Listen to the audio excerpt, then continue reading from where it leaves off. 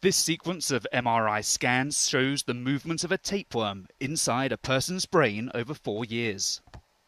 Scientists in Cambridge say the parasite, measuring up to 2 centimetres, had never been reported in the UK before. The patient, a 50-year-old Chinese man, is believed to have been infected on a trip to his home country. He was admitted to hospital suffering headaches and seizures, but neuropathologist Andrew Dean said initial tests left doctors baffled. Unexpectedly, the centre of gravity of the lesion was moving slowly from one side of the brain, in fact over into the other cerebral hemisphere, leaving a kind of trail of scar tissue behind it. After successful removal from the brain, they found the tapeworm had travelled about 5 centimetres. Dr. Hayley Bennett from the Wellcome Trust Sanger Institute was part of the team enlisted to identify the species. They sequenced one particular gene, known as the barcode of life.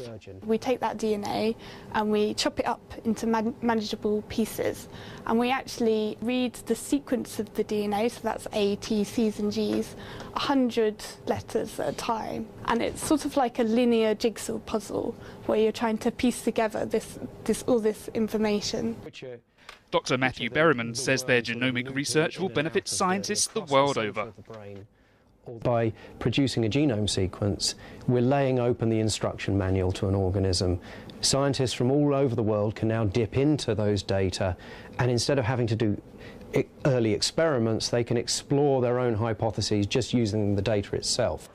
Infectious disease consultant Dr. Efrosini Granier-Klostas hopes this will lead to more effective medication. Our drugs are very crude in a way, they're very blunt instruments.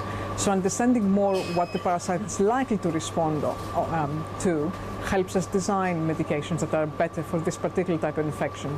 Also gives us insights on how to go about designing medications for all kinds of parasites.